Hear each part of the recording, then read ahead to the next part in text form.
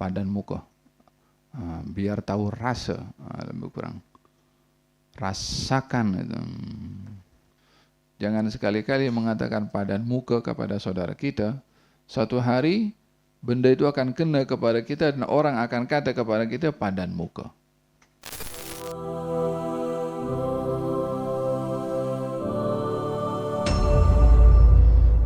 Ini namanya asyamatah.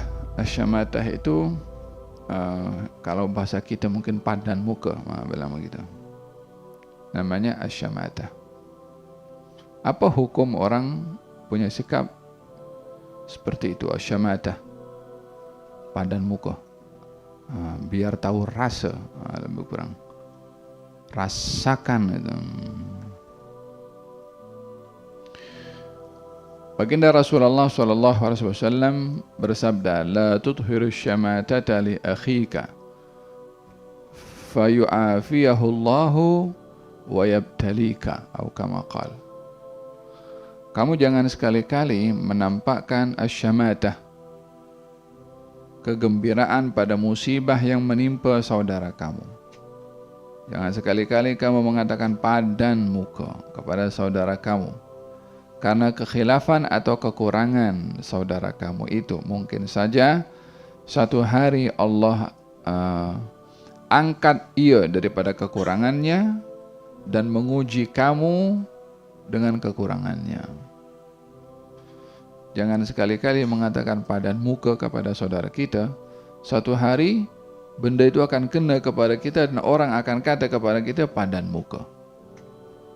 Macam mana kita buat dengan orang, itu juga kita akan dibalas. Islam tidak mengajarkan kepada kita bergembira dengan musibah yang menimpa orang lain. Islam mengajarkan kepada kita solidarity dalam senang dan dalam keadaan susah. Bila saudara kita senang, kita berkongsi kesenangan. Bila saudara kita susah, kita berkongsi kesusahan. Artinya, tidak boleh menampakkan kesenangan pada kesusahan orang dan tidak juga menampakkan kesusahan pada kesenangan saudara kita. Berkongsilah gembira dengan kita punya saudara dan berkongsilah kesedihan kepada kesedihan saudara kita.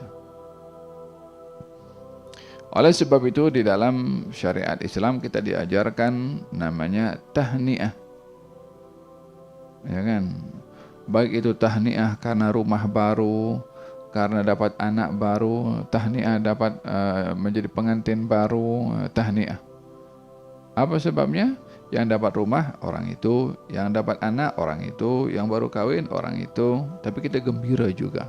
Bukan kita dapat anak, bukan kita punya rumah, bukan kita yang kawin.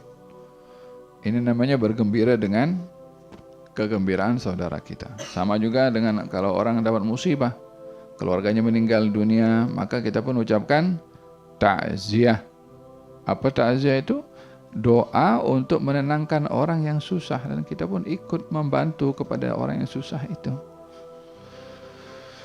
Oleh hadza dikatakan dalam Al-Qur'anul Karim, ketika orang-orang munafik bergembira dengan musibah yang menimpa kepada kaum muslimin, ditegur oleh Allah Subhanahu wa taala, in tamsaskum hasanatun tasu'hum wa in tusibkum sayyi'atun yafrahu biha. Kalau menimpa kepada kamu kemenangan, orang-orang munafik tak senang hati. Bila menimpa kepada kamu kekalahan, orang-orang munafik gembira. Justru sebaliknya. Dengan demikian, janganlah sekali-kali kita bergembira dengan kesusahan saudara kita, hatta kita tak cocok dengan dia. Jika tidak, maka akan termasuk orang yang menyerupai orang-orang munafik.